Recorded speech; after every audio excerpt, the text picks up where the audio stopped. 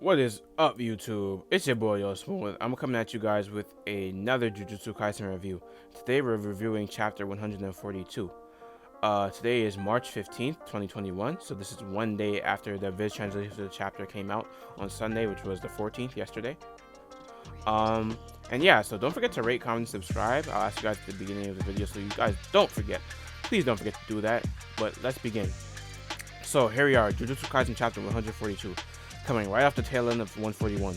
We pick up right where we left off, continuing with the Naoya versus Choso fight. During the 139 to 141 review, I talked about the ridiculous level of speed that Naoya must have been going at in order to perception blitz both Yuji and Choso, who, lowballed mind you, can react to things moving faster than the speed of sound. For example, Choso's piercing blood. Now, I know in the fan translations, it might have been stated that the piercing blood moves at the speed of sound, right? But in the Viz translation, the official translation, it actually says that Choso's piercing blood technique moves faster than the speed of sound. So we have, at the bare minimum, without any like calculations or fan anything input into the series, we have faster than sound piercing blood, and Yuji can react to that, and Naoya can completely perception blitz both Yuji and Choso can both react to that, and Naoya can completely perception blitz both Yuji and Choso. We have other forms of scaling, like high hypersonic to massively hypersonic Maki for reacting to the bullet and catching it while it was in her face. Mind you, that was a real bullet created by Mai, not a rubber bullet fired from a real gun. At an off-guard Maki, and Maki still reacted to and caught the bullet. And we even have some sub-relativistic arguments for Black Flash users' perceptions. Now, while this doesn't scale to the movement speed of the Black Flash users, we see that people like Nobara, when she used the Black Flash, was able to literally feel the moments passing by as she reached that 1/1,000,000th of a second realm. And we've seen that Yuji can activate the Black Flash seemingly at will at the end of the Shibuya incident arc. And even if it's not at will, he got into the zone, and we can see that Black Flash users are able to perceive the moments of that 1/1,000,000th of a second. And in some way, somehow, I might leave the link to the calcs, but this isn't the calcing video. Fan calcs got them to sub-relativistic, and now they can blitz the sub-relativistic Yuji's perception. Now, how much stock you put into this, it doesn't matter exactly where you scale them. The bare minimum you can scale them is faster than sound, and that's easy claps for Naoya to completely perception blitz. And where was I going with this? Well, flooring red scale stack. That's where I was going with this. Flooring red scale stack. It's a technique that we've seen Choso use before. A dangerous technique that Choso was able to employ against the physical monster such as Yuji Itadori, who was amplified by cursed energy.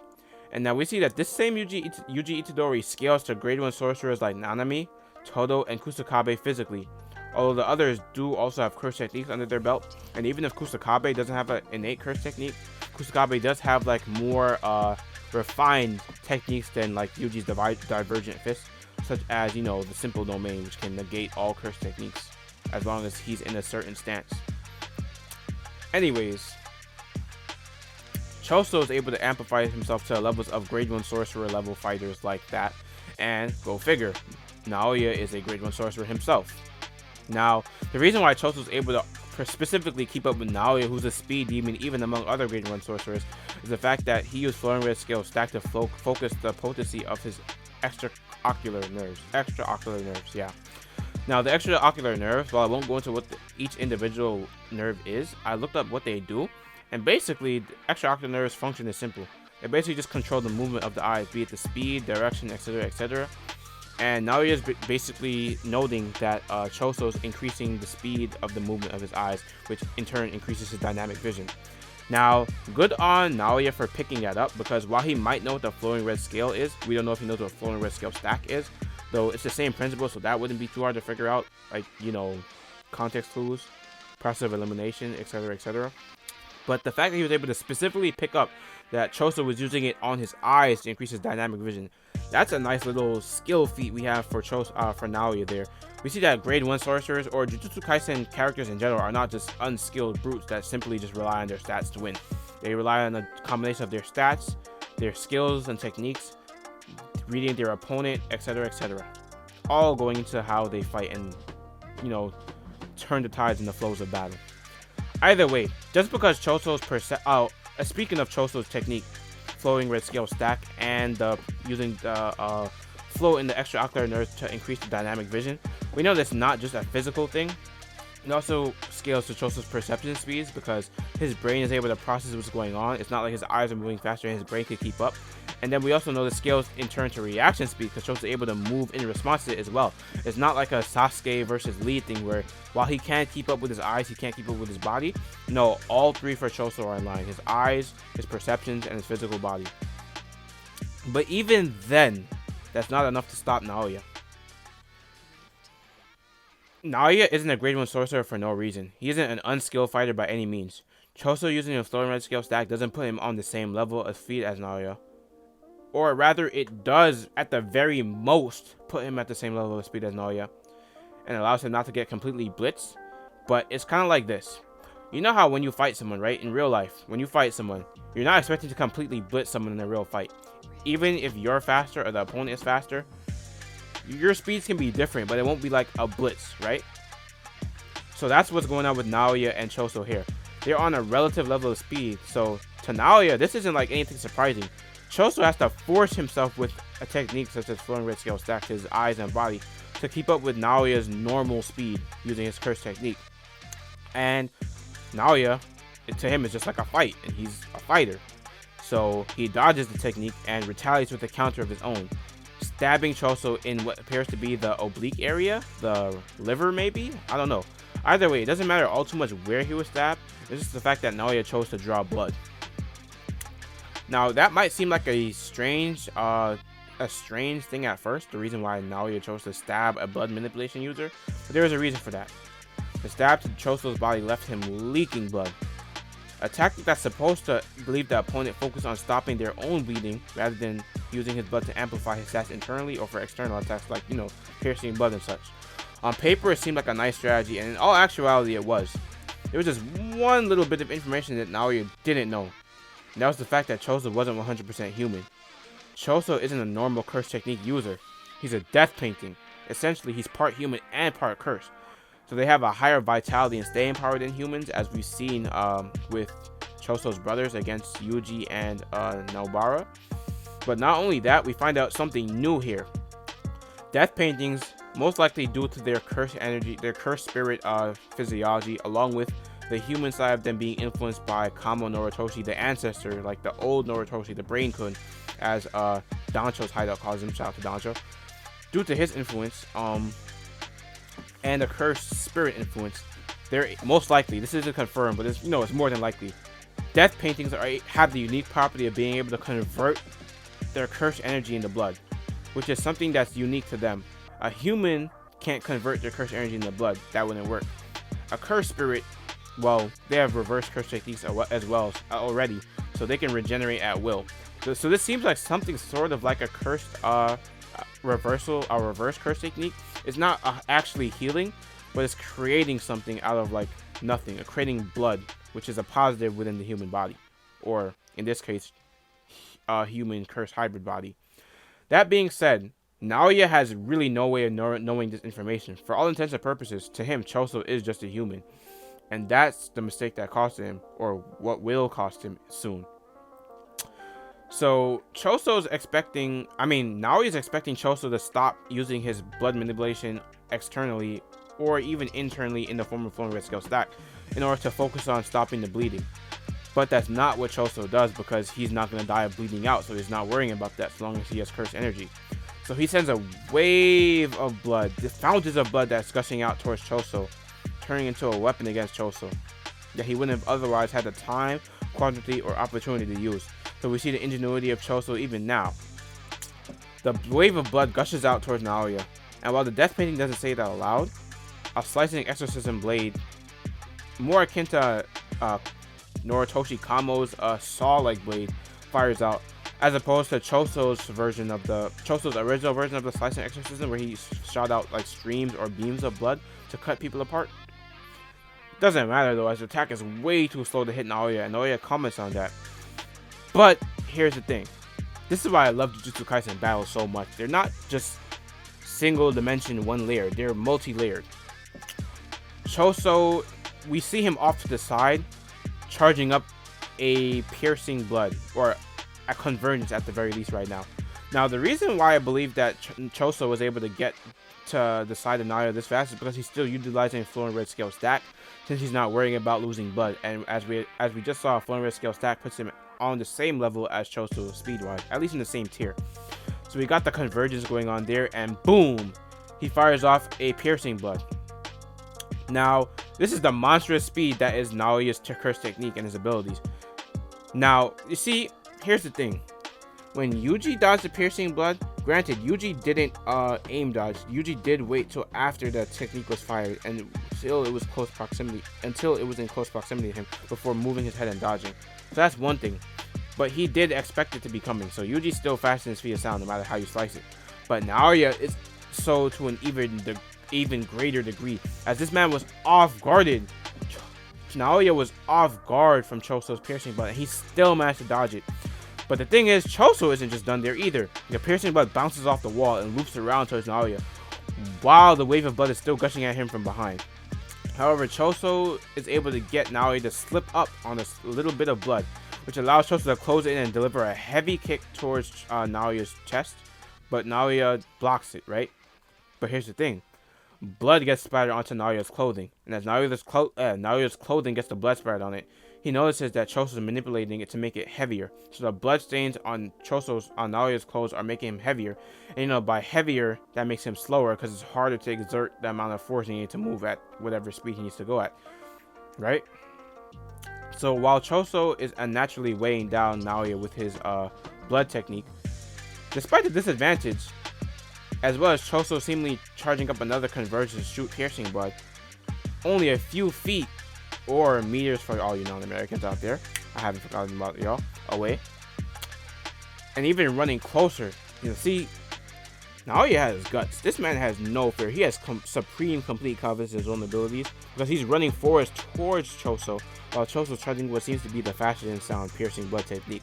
And he's confident that even with the blood weighing him down, he'll still be able to easily outpace the technique so long as he knows it's coming, right?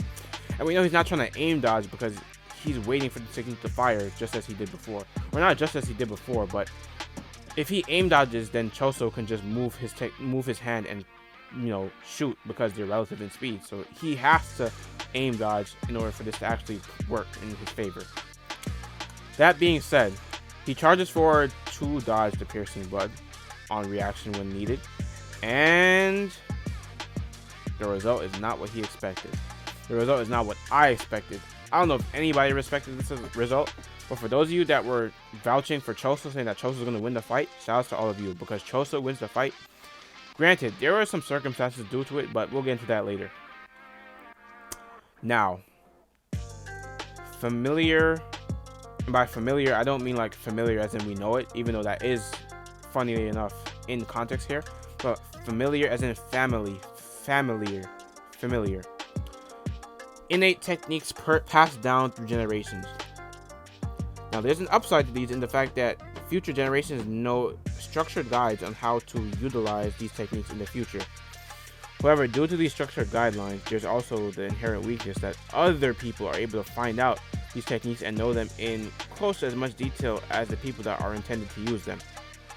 And we see that play out here. Naoya, who's a part of one of the four noble families, the Zenin family, and the high-ranking member at that, is able to know the techniques of the Kamo family's blood manipulation, which Choso has inherited.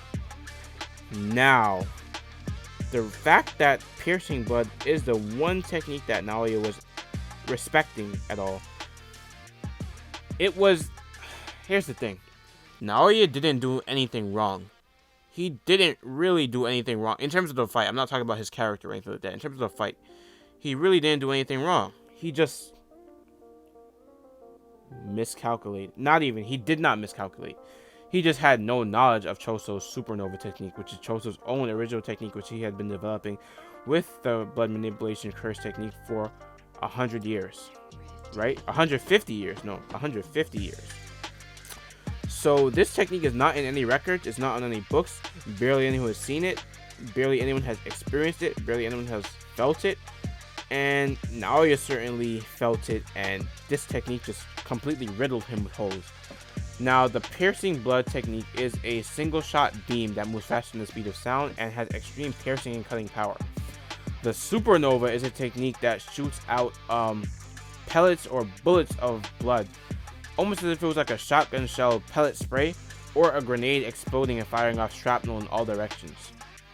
Granted, the power level is much higher than a shotgun or a grenade because these guys are like, you know, grade 1 sorcerers, able to fight on par with special grade sorcerers who can, you know, tank and dish out the force of rapid carpet bombings being focused onto them specifically. So, you know, attack potency over destructive environmental damage, right? So we get this focused attack spreading out and hitting Naoya. Though granted, Naoya, while he is a grade 1 sorcerer, he doesn't seem to me like the physical tank type.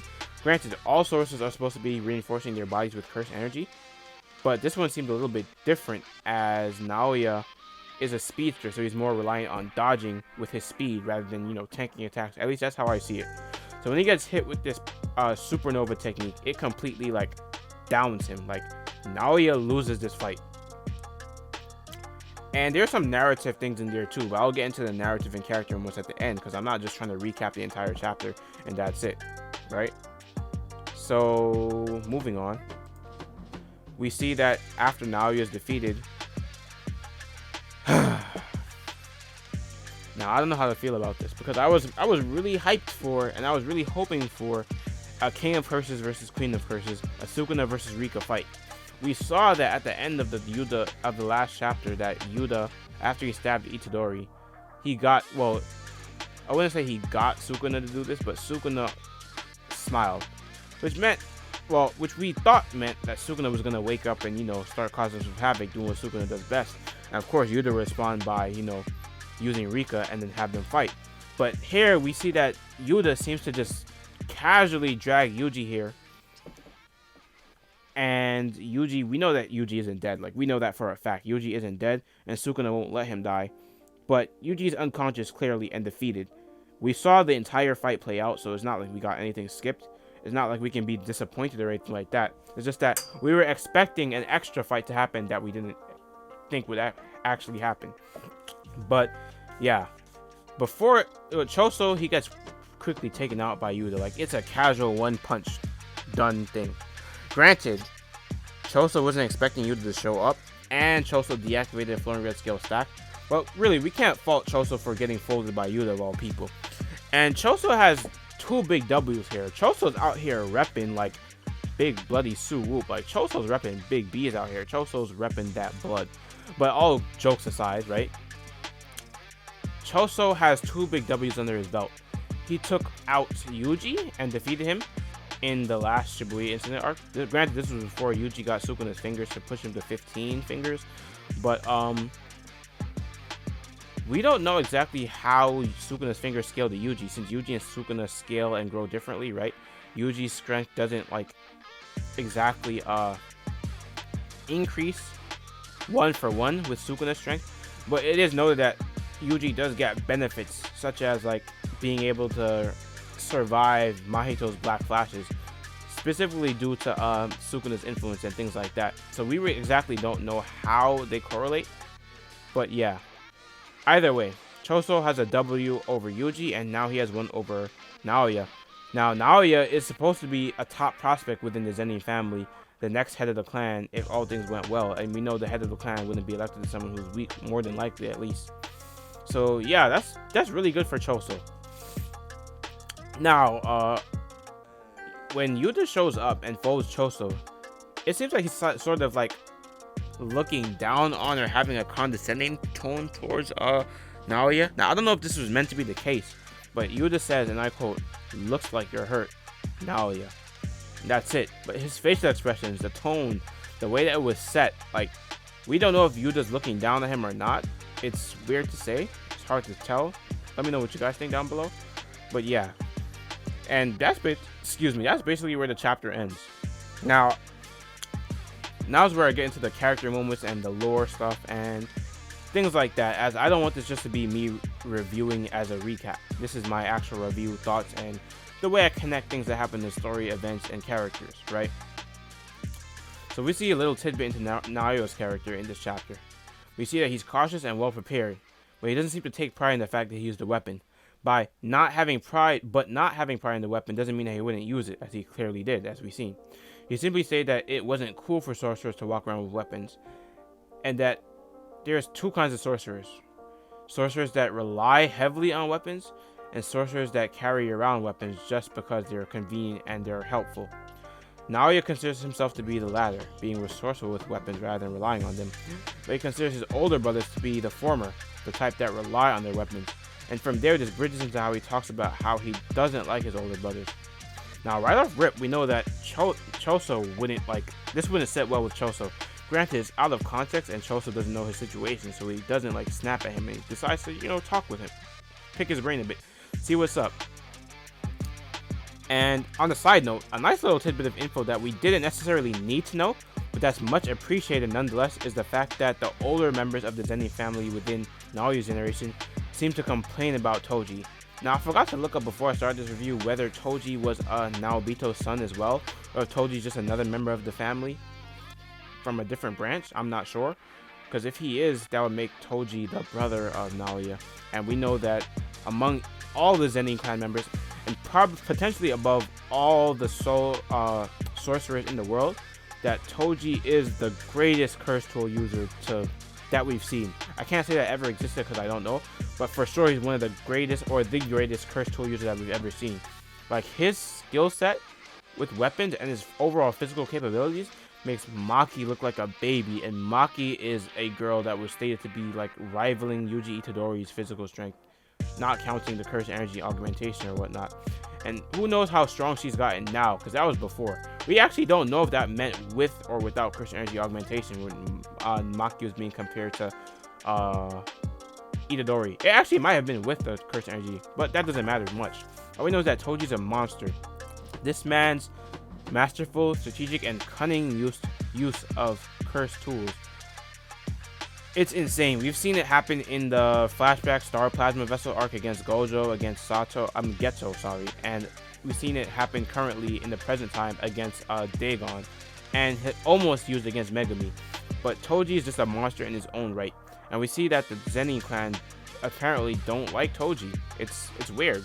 They don't like Toji, but Toji always seemed like a non-standard person himself. Kind of like how, not in the same way, but kind of like how Gojo is with the Jujutsu Sorcerers higher-ups. He's not exactly traditional or one of them, so to speak, even though he's one of them. It's weird. But that was a little bit of information that we did need to know that was much appreciated. Them not liking Toji, which also would probably lead into them not liking Megami as the head of the clan. It makes sense, actually. If Megami becomes the head of the clan and he's Toji's son, then the dislike that they had for Toji would all come to him. And as we see that Megami is also starting to use curse tools, he's not relying on them, as he's still a 10 Shadow Shikigami user, but he's starting to use more and more curse tools in his repertoire and arsenal as he becomes a more formidable close-range fighter. So all of that stemmed off of this little point of just one little off comment of Akutame putting in that Toji wasn't well liked by Naoya's older brothers. Anyway, moving on from that point, we see that they have by they I mean Choso and Naoya have completely opposite views on what it means to be a brother, right? And we get some dialogue. Choso, quote, "So you hate your brothers?" Naoya, quote, "Yes, that's right. There's no point to big brothers who are inferior to their little brothers. They should hang themselves and die," end quote. Now that's pretty savage. I don't think that Naoya was just being figurative. I don't think he was holding back any venom. I think he generally either killed or wants his brothers dead, right? And then we have, skipping ahead a bit, Choso replies, quote, "Whether they're superior or inferior, older brothers are role models for their younger brothers. If the older brother takes the wrong path, the younger brothers can avoid it. And if I take the right path, my little brothers can follow behind. What if you're strong because your older brothers are weak? You ask why I'm tough. I'll tell you. It's because I didn't have someone to guide me, so I kept making mistakes. Nonetheless, I must walk ahead of my little brothers. That's why I'm strong." Now, I could imagine it in the anime while Choso's saying this, unless Choso gets his own theme or more OSTs get introduced in season 2 or 3 or whenever they're going to cover this. I could see that Megami's theme definitely playing here, because Megami's theme definitely seems like the I'm going to make a protagonist speech kind of theme before doing something cool. That's exactly what happened. Though, going on, we get to the scene where Choso defeats Naoya, and then Choso speaks up. Sorry, but you didn't love your little brothers, and I can't understand that. And that's the last words we get of like relating to that point. Now, Naoya hates his older brothers for the simple fact that he's stronger than them. The simple fact that Naoya being strong, he feels that his life devalues the lives of his brothers and raises his own. Now, it's not really an uncommon thing to think that just because you're stronger than someone, you can do whatever you want to them. It's not particularly the right thing to do, but it's something that definitely happened in Sin, right? Whoa, hold on. It's not what I meant to say. Sorry. I caught myself wondering what I was saying. Naoya hates that his older brothers. Let me start that point over. Naoya hates his older brothers simply for the fact that he's stronger than them. And as far as we know, that's like might is right within the Zenin clan. They don't like weak people, as we've seen with the experience of Maki and Mai. The family seems very dysfunctional, and even with Naoya's words here, it seems that like there's a lot of things that go into it. How they value the 10 shadow technique of Megami, how Maki and Mai were treated. Naoya's words here. How even we see how Naoya seemed unaffected by his literal father dying. Now we don't know how Naobito treated Naoya as a child and growing up and all that, but like, you know, your father just died. Feel something, man. Feel some sort of shred of human emotion rather than being excited that you can take over the head of as the head of the family.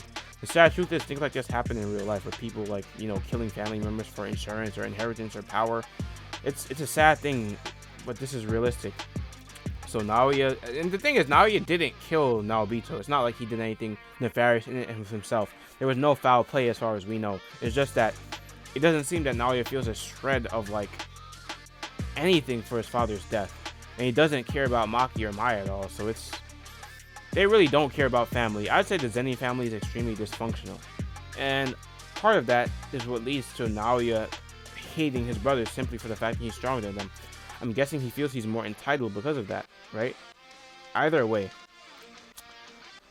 it's how do I put this? The only word I can think of is just dysfunctional. On the other end, we have Choso, who's very much a family man. Not in the sense of settling down with a wife and kids or anything like that, as we don't know if Choso has any love interest or anything like that. I don't think he's concerned with that right now. Choso's more so concerned with his brothers.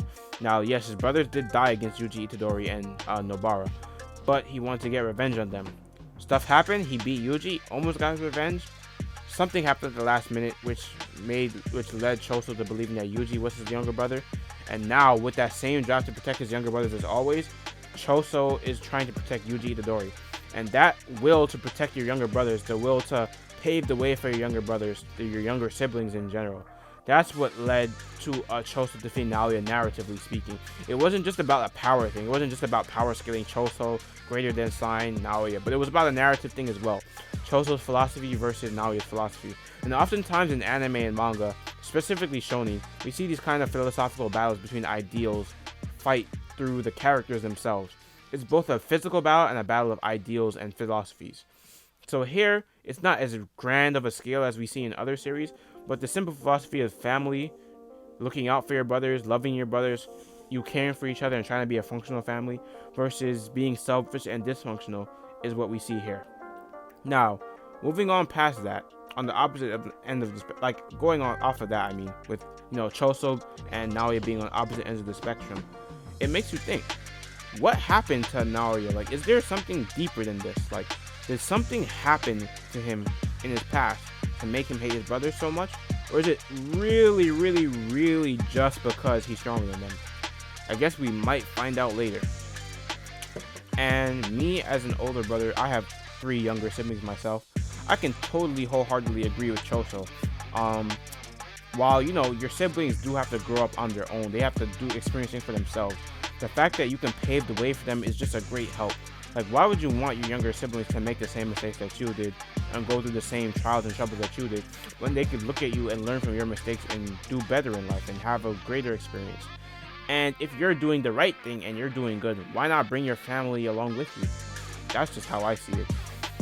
I'm the eldest of all my siblings, so I can't relate to Naoya in the fact of having older siblings, and so by extension, I can't have older siblings that would either disappoint or make me proud. So none of those. So I can't exactly relate to Naoya specifically, but just the principle and concept is what I believe Choso is winning out on here.